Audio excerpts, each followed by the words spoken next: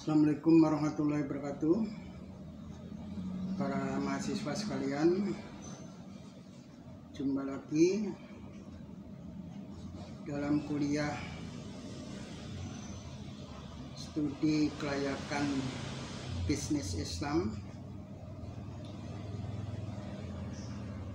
pada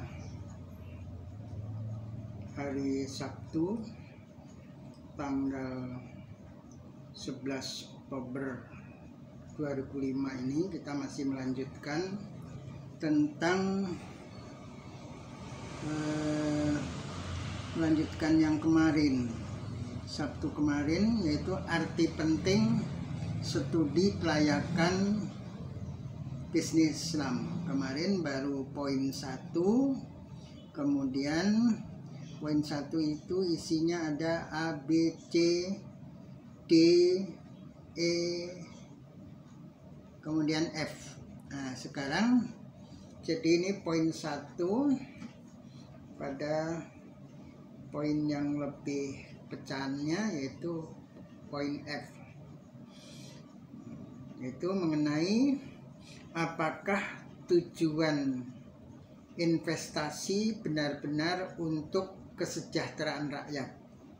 Nah, jadi kalau ada tawaran kerjasama bisnis, nah, kemudian pemilik atau investornya itu menawarkan dana tapi untuk bisnis misalnya A atau B. Nah, ini Anda sebagai owner atau mungkin tenaga ahli yang dipercaya untuk owner untuk melakukan studi kelayakan. Nah, ini kelayakannya bisnis Islam. Nah, acuannya adalah syariah. Nah, yaitu pertanyaannya, apakah tujuan investasi ini benar-benar untuk kesejahteraan rakyat atau sebaliknya? Nah, karena banyak kesejahteraan rakyat itu hanya sebagai kedok. Jadi ya investor atau pejabat-pejabat decision maker itu, kalau ada investor kemudian kelihatan menguntungkan, nah itu pasti narasinya ini untuk kesejahteraan rakyat. Nah, ini ya tanpa bukti, narasi aja dia mengatakan ini investasi besar-besaran dengan modal sekian dan seterusnya, tujuannya untuk kesejahteraan rakyat. Nah, tapi bagi Anda sebagai ahli misalnya nanti dalam pengkajian kelayakan bisnis Islam, maka Anda harus benar-benar bisa meyakinkan kepada owner bahwa misalnya dari investor kemudian kerjasama dengan pejabat struktural, decision maker, terus proyek ini disubkontrakkan. Kan gitu biasanya. Kayak sekarang MBG itu. MBG saya dengar-dengar modalnya hutang dari Cina. Nah, kemudian dengan ini kan pihak Indonesianya kan pejabat-pejabat decision maker. Nah, terus kemudian disubkontrakkan ke dapur-dapur MBG. Nah, ini apakah benar-benar untuk kesejahteraan rakyat? Nah, kalau seperti MBG ini, Anda tentunya membacanya itu apakah ini punya landasan konstitusi? Karena program dari RI 1 itu harus berlandaskan konstitusi. Karena banyak yang seharusnya dijalankan yang memiliki landasan konstitusi tapi tidak juga dijalankan, masih banyak gitu. Nah ini kalau ada, ini tentunya kembali ke kemarin, poin-poin kemarin, yaitu apa, apakah mendesak. Nah itu kalau mendesak tidaknya itu konstitusi dan kondisi masyarakat. Nah misalnya kalau mendesak itu ya pendidikan ini mendesak Indonesia itu. SDM Indonesia itu sudah jauh ketinggalan dibandingkan misalnya tetangga kita, Filipina aja.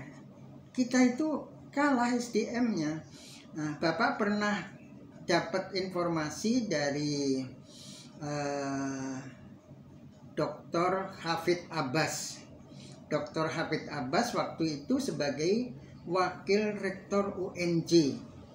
Beliau mengatakan bahwa tenaga kerja wanita Indonesia dibandingkan dengan tenaga kerja wanita Filipina, ini kita jauh ketinggalan.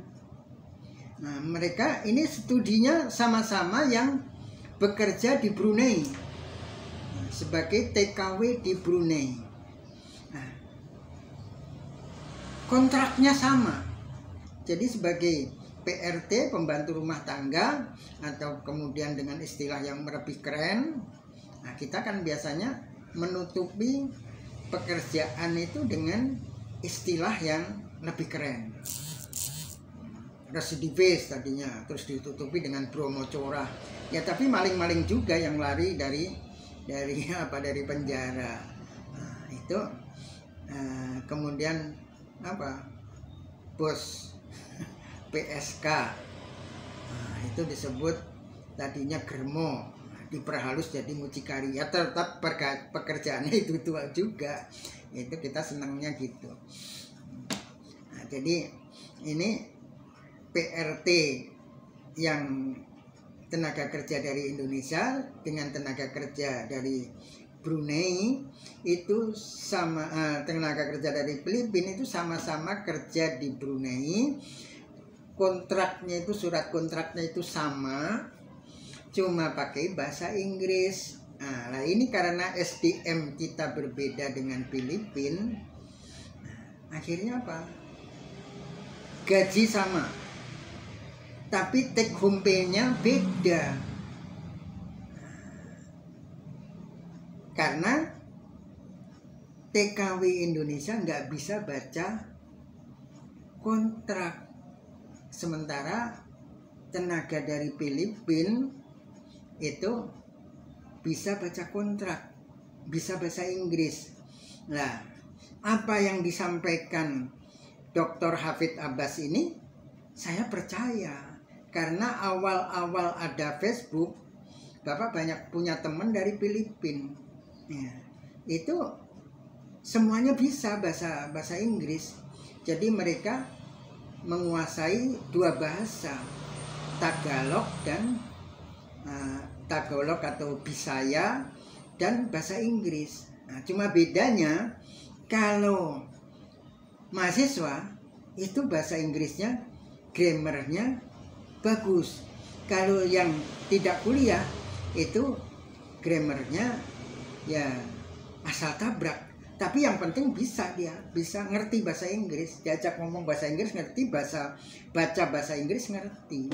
Dan ini juga ada TKW Filipina yang kerja di Hong Kong.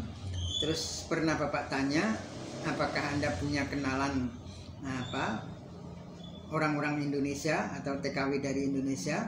Dia bilang kenal, tapi nggak bisa akrab. Karena apa? Keterbatasan bahasa TKW Indonesia. Dia kalau ketemu itu ya cuma say hello aja, nggak bisa ngobrol. Sampai akhirnya suatu ketika dia minta tolong ke Bapak, minta tolong terjemahkan surat seorang TKI, tenaga kerja Indonesia cowok, naksir kepada TKW Filipina yang teman Bapak tadi. Dia nggak bisa bahasa Inggris. Ya bisa mungkin kalau untuk menerjemahkan perintah majikan aja, suruh nyopir belok kanan belok kiri, nah, itu aja bisa barangkali. Nah, tapi untuk ngobrol itu belum bisa. Kirim surat juga nggak bisa. Akhirnya kirim surat pakai bahasa Indonesia ke teman saya yang Filipin tadi. Nah, terus teman Filipin minta saya menerjemahkan surat si cowok ini yang pakai bahasa Indonesia. Jadi itulah rendahnya tenaga kerja Indonesia atau SDM Indonesia, bahasanya terbatas.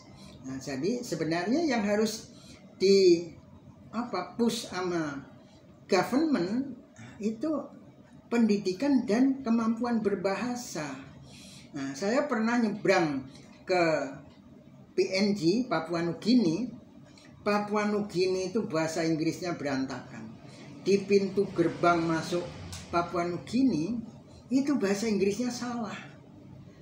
Nah, kalau nggak salah, welcome itu tulisannya come-nya itu pakai K, bukan C. Welcome long PNG. Jadi bukan welcome to PNG gitu enggak. Welcome long PNG. Nah, yang pintu gerbang ke Indonesia bahasa Inggrisnya benar.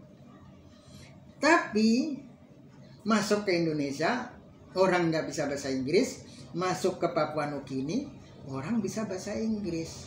Komunikasi bahasa Inggris. Ketika Bapak ngobrol dengan pegawai di perbatasan yang pegawai Papua Nugini, dia jujur mengatakan my English is broken English. Inggris dia itu berantakan. Tapi yang penting bisa bahasa Inggris.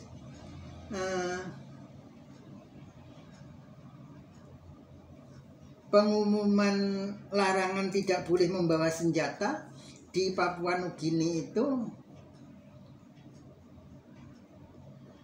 no carrying the gun. Itu kan care itu carrying, bawa. Jadi tidak boleh bawa senjata. Nah, itu dia nulisnya no carrying the gun.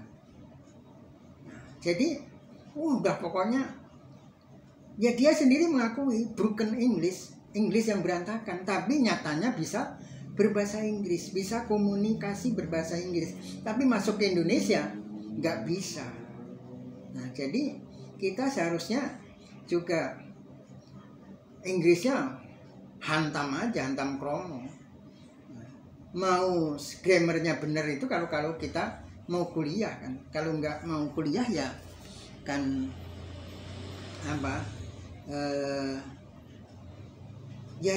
yang penting komunikatif kan bahasa itu. Nah, jadi ya kalau nggak untuk kuliah, nggak kebutuhan akademis, ya main tabrak aja seperti orang Papua Nugini atau TKI yang ada di Arab Saudi. Itu bahasa Arabnya kan asal aja.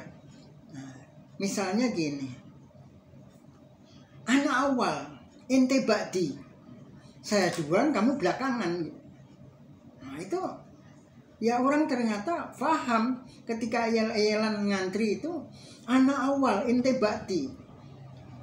Apakah itu benar atau salah? Yang penting komunikatif. Nah, jadi pendidikan kita itu perlu di-push lagi karena ini amanat konstitusi, bukan makan. MBG itu kan cuma makan di sekolah, terus 2 kali makan di rumah gimana? Nah, itulah yang tidak dipikirkan. Ngasal aja itu program, sudah nggak ada landasan konstitusinya, makannya cuma 1 kali di sekolahan. Bagaimana makan di rumah? Bagaimana 2 kali makan di rumah, pagi dan sorenya itu gimana? Kalau pendidikan, nanti dengan pendidikan SDM kita naik, nah terus kemudian satu lagi amanah konstitusi itu UUD 45 pasal 27 ayat 2 itu tentang pekerjaan. Yang berikutnya 28D ayat 2 juga, itu juga tentang pekerjaan. Nah, kalau amanah konstitusi ini dijalankan, nah ini persoalan makan itu selesai.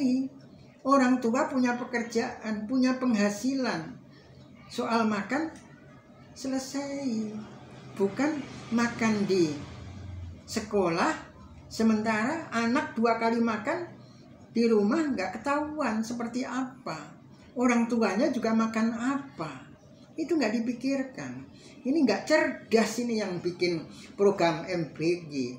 Dan yang mendukung juga, kalau cerdas juga nggak tahu. Ini bisa jadi cerdas, tapi memang bukan untuk kesejahteraan rakyat, untuk menindas rakyat, supaya rakyat ini ada ketergantungan kepada pemerintah. Anda kalau nggak percaya dengan omongan Bapak, belajar teori apa? Antonio Gramsci, teori apa? Hegemoni. Ini sebenarnya apa yang sering Bapak katakan apa? Sangyang itu seorang negarawan Cina yang hidup 500 tahun sebelum Masehi, yang mengatakan kalau Anda ingin berkuasa maka bodohkanlah rakyat. Kasar ini memang. Nah, terus teori-teori berikutnya itu memperhalus itu. Seperti Antonio Gramsci dengan teori hegemoni. Terus sekarang kemarin ada 3 buku lagi baru itu, ya itu juga apa? Itu juga. Kalau ditarik garis merah dari apa Sangyang sampai ke teori-teori yang baru, itu ada garis merahnya. Itu cuma memperhalus aja. Nah, jadi memang orang yang sedang berkuasa itu nggak rela membagi kekuasaannya itu ke Anda sekalian. Karena apa? Sumber daya alam itu terbatas, tapi sumber daya manusia tidak ada batasnya. Nah, inilah untuk eksploitasi Anda, rakyat jelata, itu nggak akan ada habisnya sampai kiamat. Sepanjang manusia itu masih ada, kemudian yang punya kekuasaan itu adalah kelas atas, kemudian kelas bawahnya itu ditindas. Inilah sumber daya yang dikatakan tidak ada habisnya sampai hari kiamat. Nah, ini dibikin itu tadi secara kasar. Sangyang mengatakan kalau Anda ingin berkuasa maka bodohkanlah rakyat. Terus kemudian Antonio Gramsci membuat teori hegemoni yang lebih halus, diperhalus bahasanya, cara berpikirnya, alurnya, kemudian bagaimana cara menghegemoni kelas bawah. Nah, ini semakin halus, nggak kelihatan. Nah, tapi Anda harus belajar itu. Nah, jadi bisa hanya untuk kedok tujuan itu. Nah, sehingga investasi justru membawa kesengsaraan bagi rakyat. Nah, dalam penyediaan lahan untuk investor, hendaknya Gov Indonesia dapat menyontoh Gov India. Ya biasa, misalnya grammarnya kan Gov of India. Tapi karena ini Indonesia, ya udah Gov Indonesia aja. Bapak tidak suka menggunakan kata pemerintah, karena kata pemerintah itu, istilah pemerintah itu pejabat yang nggak ngerti atau pejabat yang sengaja membikin orang nggak ngerti, mengatakan ini kan pemerintah, wajib atau punya hak untuk memerintah. Nah, kemudian rakyat yang pengetahuan rendah ketika diperintah menganggap wajar diperintah sama pemerintah yang punya perintah. Padahal negara kita negara demokrasi. Itu ingat-ingat demokrasi. Jangan nurut kalau diperintah oleh pejabat kelas atas yang sekarang sudah ketahuan ngomongnya ngasal. Nah, dengan adanya medsos ini memang sebenarnya pencerdasan terhadap rakyat itu berkembang cepat sekali. Nah, pada waktu sekitar reformasi itu ada sosiolog yang bicara di forum mengatakan bahwa di Amerika itu kekuatan jari jemari ibu-ibu ini bisa merubah keputusan parlemen. Lah, ketika Indonesia sudah mengenal medsos, Bapak nunggu-nunggu, tapi ternyata awal-awalnya itu medsos itu memang kemudian ada survei yang mengatakan bahwa pengguna internet ini Indonesia termasuk paling banyak, tapi arahnya hanya untuk hiburan. Nah, dan itu terbukti ketika Bapak membuat status yang berbobot, itu yang nge-like itu paling banyak sekitar berapa ya? Kayaknya sekitar 30. Terus kemudian ya Bapak ngiri sama ngelihat status orang itu yang nge-like itu sampai ratusan bahkan ribuan. Terus akhirnya Bapak nyoba-nyoba bikin status yang nggak ilmiah, yang ya sekedar hiburan aja. Itu ternyata yang like 100, 200, 300 sampai banyak sekali. Terus sampai akhirnya ada temen di Facebook dari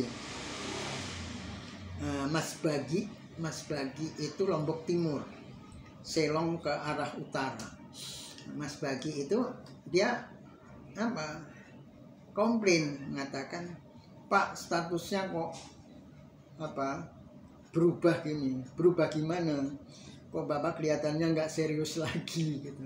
Terus ya Bapak bilang, ya Bapak kalau bikin status yang serius, kamu juga nggak nge-like. Tapi saya selalu nyimak Pak, gitu kata dia. Tapi kamu nggak nge-like. Terus ya saya juga ingin status saya banyak yang nge-like gitu. Jadi ternyata status serius Bapak meskipun nggak banyak yang like, ternyata banyak juga yang nyimak. Jadi itu artinya medsos kita pada awal-awal itu memang pemakainya tuh, penggunanya itu orang yang hanya mencari hiburan. Tapi belakangan ini alhamdulillah yang serius sudah mulai banyak. Sehingga antara yang misalnya yang dikasih label termul dengan yang menginginkan adanya perubahan terhadap negeri ini ke arah yang lebih baik, itu sudah boleh dikata sudah seimbang. Ya termul ini tinggal nunggu aja kalau bosnya sudah jatuh, barangkali akan lenyap termul ini. Kemarin sempat tiarap, tapi sekarang muncul lagi, barangkali suntikan dananya tambah lagi. Jadi itu sebenarnya kekuatan jari jemari netizen. Kalau di Amerika kata Profesor Imam Prasojo itu sangat kuat. Jadi jari jemari ibu-ibu ini bisa merubah keputusan parlemen. Nah ternyata sekarang kita juga bisa gitu. Jari jemari netizen Indonesia bisa mendemo bupati, pati bisa mendemo beberapa anggota dewan yang ngomong ngasal, dan juga menginspirasi Nepal yang sedemikian rupa menghajar pejabat-pejabat yang korup dan membuat rakyat sengsara. Nah, ini kemajuan. Jadi kalau ya memang untuk kebutuhan mensejahterakan rakyat, nah itu investasi itu harus benar-benar. Ini studi kelayakan bisnis menanyakan itu. Nah, jadi tadi Bapak katakan bahwa dalam penyediaan lahan investor itu hendaknya Gov Indonesia dapat menyontoh Gov India. Dalam hal ini Gov Indonesia hampir selalu menyediakan lahan untuk investor dengan menggusur tanah rakyat, perkampungan maupun lahan pertanian dan pembangunan sarana dan prasarana. Berbeda dengan India, Gov di sana tidak membangunkan sarana dan prasarana untuk investor, melainkan cuma kalau ada investor butuh lahan, tunjuk di sana, tanah di sana. Nah, tanah yang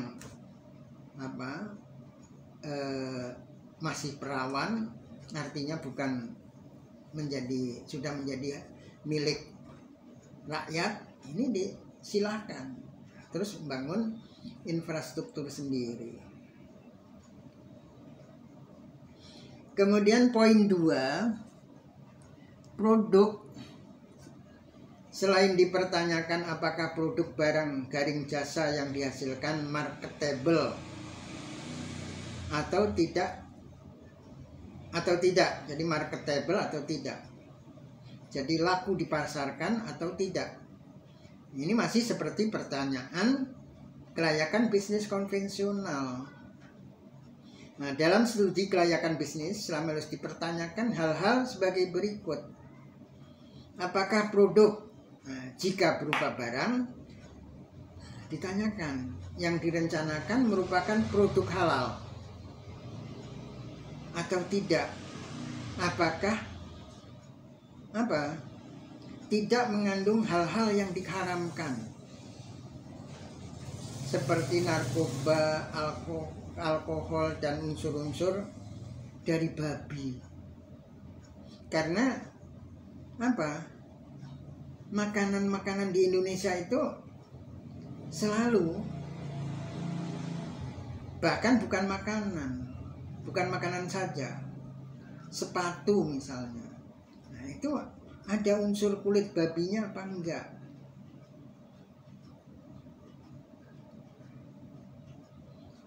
Apalagi yang mungkin benda atau barang yang melekat terus pada manusia, bahkan ketika dipakai sholat, dibawa sholat. Misalnya sabuk dari kulit babi atau kulit apa, dompet juga gitu. Ini harus dipertanyakan.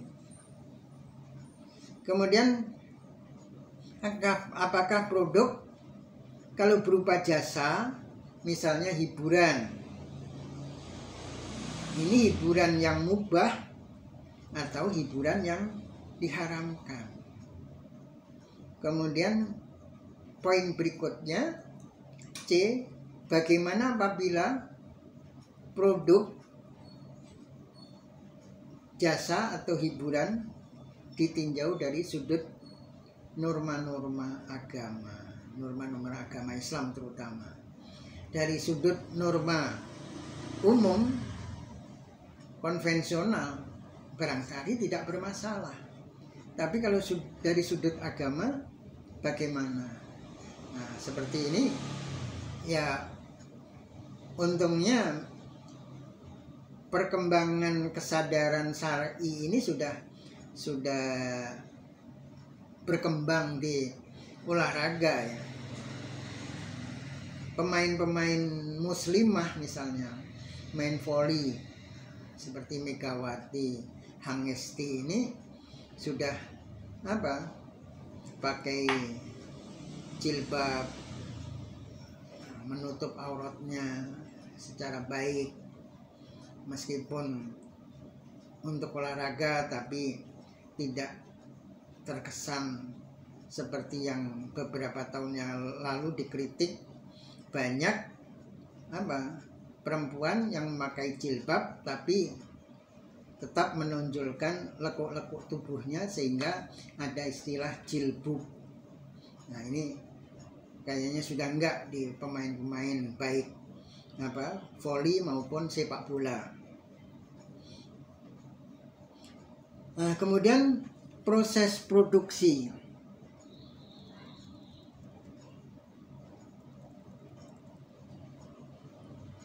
Proses produksi dalam studi kelayakan bisnis konvensional ditanyakan apakah secara teknis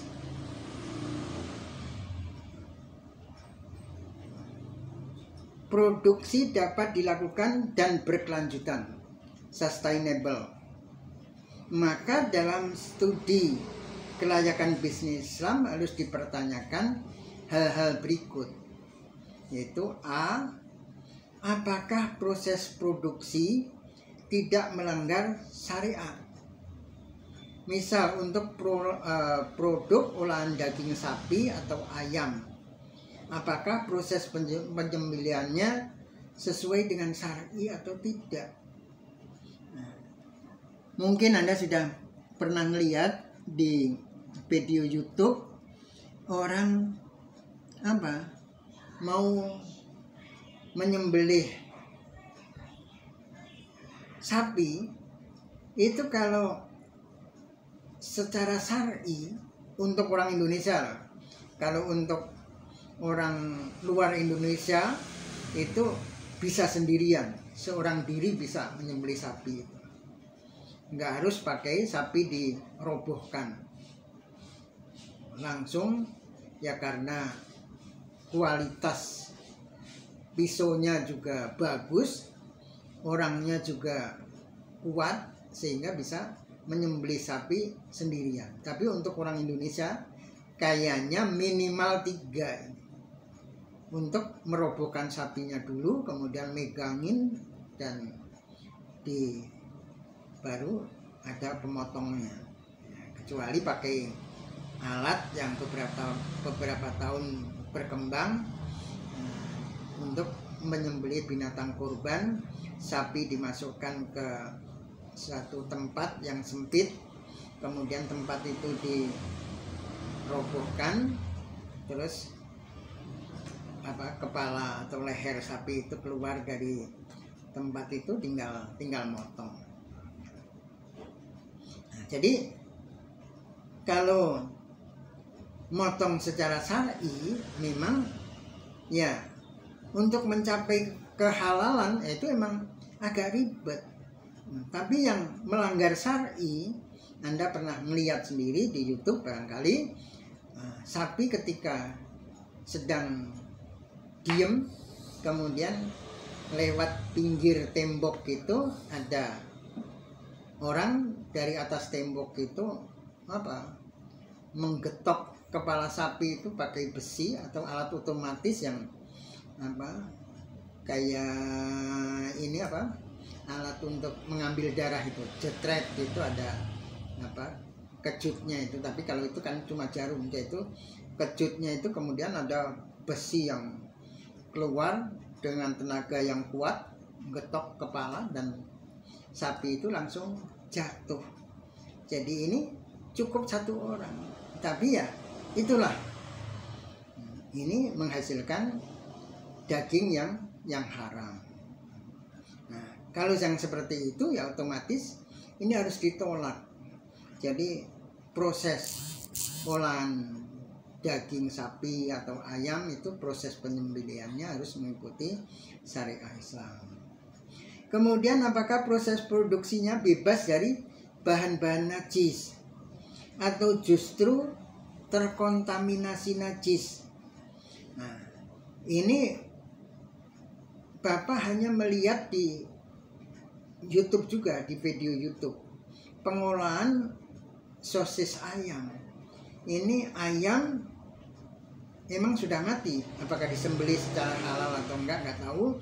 Terus kemudian ayam itu belum dibersihkan bulunya dan juga belum dibersihkan kotorannya, dimasukin ke mesin.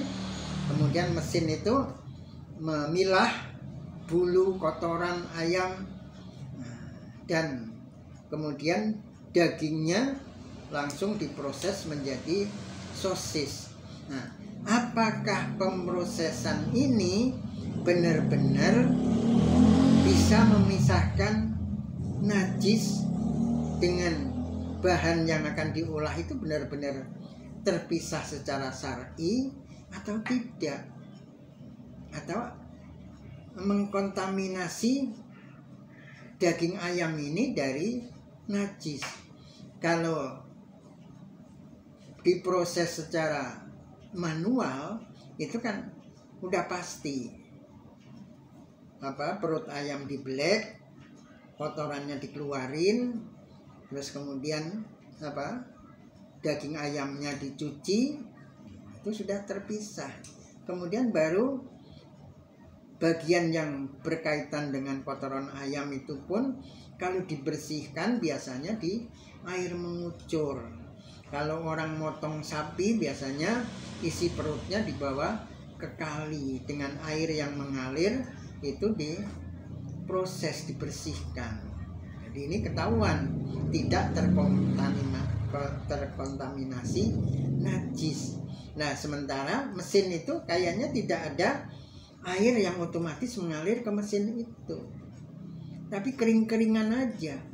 Lah, ini tentunya menimbulkan keraguan apakah proses ini benar-benar steril dari najis.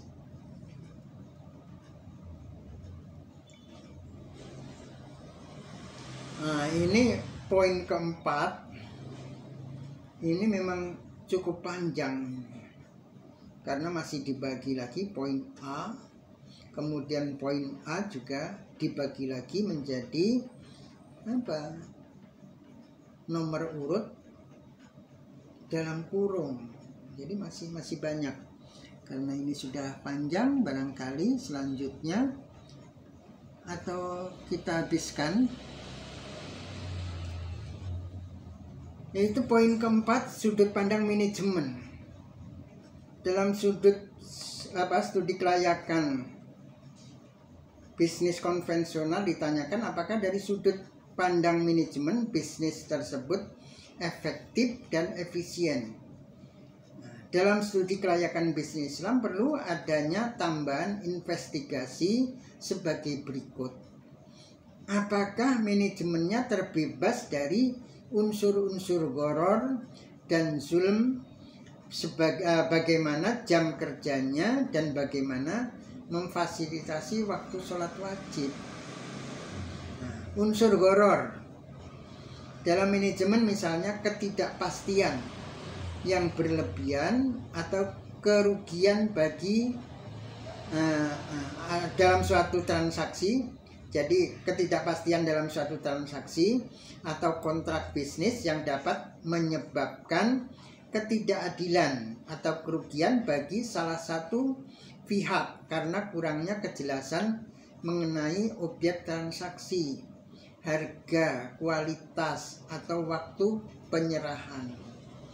Unsur ini dilarang dalam prinsip syariah karena bertentangan dengan transparansi dan keseimbangan yang ideal dalam suatu akad. Nah, sehingga ada potensi kerugian yang dapat menjadi sangat besar dan merugikan salah satu pihak. Nah, ini transaksi yang nggak jelas, ini gharar, termasuk jual beli online. Ini kalau jual beli barang tas, dompet, atau baju. Misalnya tas, dari segi size-nya aja itu pembeli sering ketipu. Karena apa? Meskipun di situ ada ukuran, panjang berapa senti, lebar berapa senti, itu ada ukuran. Tapi ketika dikirim, kecewa, nggak sesuai dengan yang dibayangkan. Kemudian bahannya, kan bahan tertentu itu harus bisa disentuh kan, untuk melihat kualitas bahan. Ini nggak bisa disentuh.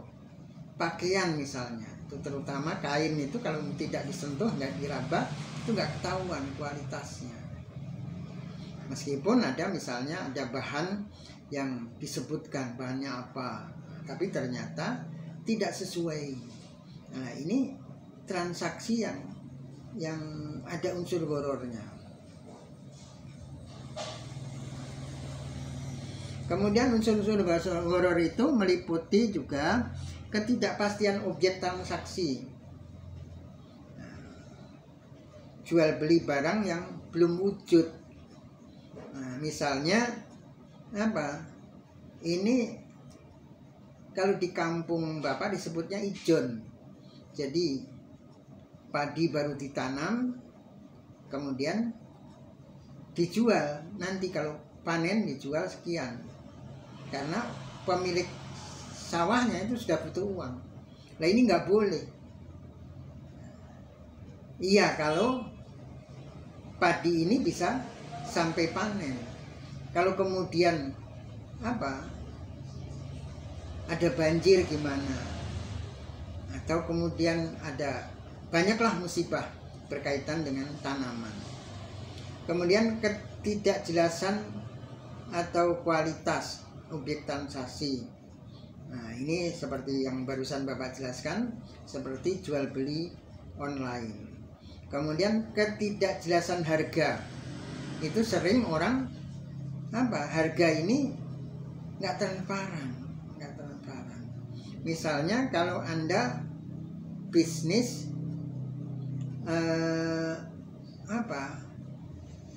jadi perantara jual beli. Ini kadang-kadang orang ketika nanya, nanti kalau laku saya dapat berapa? Kemudian dijawabnya dengan belum juga laku sudah minta ini, kayak ngomongin pepesan kosong. Tapi sebenarnya biar tidak ribut, dan ini memang sebenarnya secara syar'i harus jelas. Ya prosentase aja, jangan disebut nominalnya. Jadi kalau untung sekian, Anda dapat sekian persen. Jadi ini enggak lebih fair gitu daripada disebut nominal.